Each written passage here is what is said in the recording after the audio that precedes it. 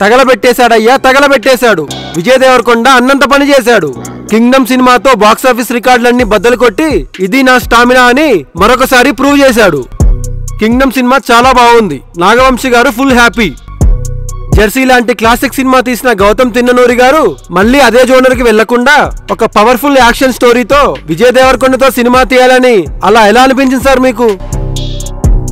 Cinema చాలా rich గా ఉంది. ప్రతి ఒక్క ఫ్రేమ్, ప్రతి ఒక్క యాక్షన్ సన్నివేశం విజయ్ దేవరకొండ ఎరగదీశాడు. ఆ కటౌట్ ఏంట్రా బాబు అనేలాగా బాడీ పెంచాడు. స్క్రీన్ ప్లే అయితే అరాచకం.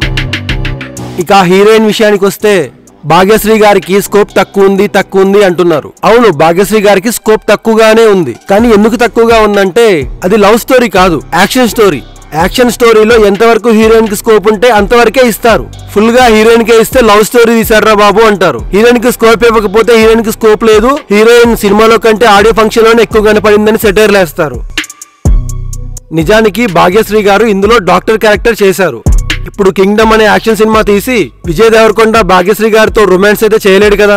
అప్పుడు కింగ్డమ్ అనే సినిమాకి జస్టిఫికేషన్ ఏముంటుంది? సో దయచేసి హీరోయిన్ కి స్కోప్ లేదు అనే మాట కొట్టేయండి. ఈ కింగ్డమ్ సినిమాలో నెక్స్ట్ ఇంకొక హీరో సత్యదేవ్ గారు. వాహ్, వాట్ ఏ పర్ఫార్మెన్స్ బాయ్. అసలు ఈ సత్యదేవ్ గారి గురించి ఎంత చెప్పినా తక్కువే.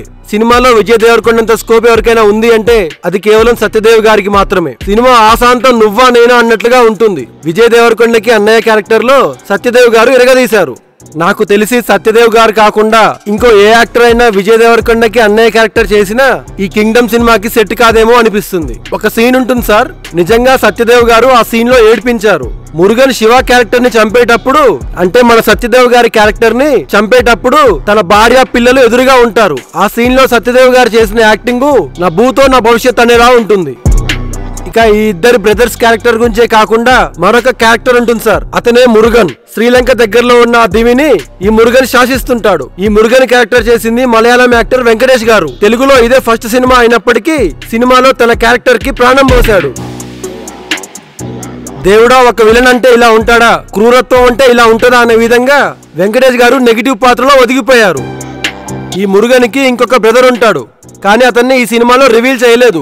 నాకు తెలిసి ఈ సినిమా కింగ్డమ్ పార్ట్ 2 కూడా ఉంటుందేమో అనిపిస్తుంది. ఈ కింగ్డమ్ పార్ట్ 2 అని ఎందుకంటున్నానంటే ఈ కింగ్డమ్ సినిమాలో రివీల్ చేయాల్సిన క్యారెక్టర్లు ఇంకా కొన్ని మిగిలిన్నాయి. అందులో ఒకటి మురుగన్ వాళ్ళ అన్నయ్య.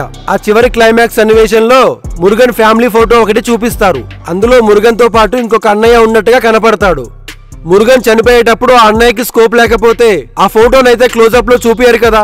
సో ఫోటోలో ఇంకొక పర్సన్ ని చూపించారంటే ఆ క్యారెక్టర్ ఎక్కడో ఉన్నట్టే కదా. ఈ క్యారెక్టరే కాకుండా సత్యదేవ్ గారి కొడుకు ఉంటాడు. సత్యదేవ్ గారు చనిపోయేటప్పుడు వాళ్ళ అబ్బాయి క్యారెక్టర్ చూపిస్తారు.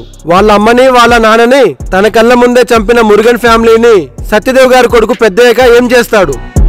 సత్యదేవ్ గారు చనిపోయాక విజయ్ ఆ కింగ్డమ్ ని ఎలా రూల్ చేశాడు? తిరిగి ఇండియాకి వచ్చి తనను ఇబ్బంది పెట్టిన పోలీస్ ఆఫీసర్ ని ఏం చేస్తాడు? ఆ దివిలో ఉన్న ప్రజలందరినీ విజయ్ ఇండియాకి తీసుకొస్తాడా, లేదా అక్కడ ఉండే రూల్ చేస్తాడా?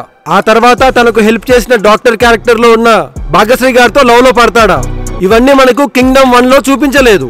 సో నేను అనుకుంటున్నాను ఖచ్చితంగా కింగ్డమ్ 2వ భాగం ఉంటుందని. సో నాలాగే మీకు కూడా కింగ్డమ్ పార్ట్ 2 ఉన్నట్టుగా అనిపిస్తే లైక్ చేసి కింద కామెంట్ చేయండి. సో మొత్తానికైతే విజయ్ దేవరకొండ గారు కింగ్డమ్ సినిమా విజయాన్ని సెలబ్రేట్ చేసుకుంటున్నారు.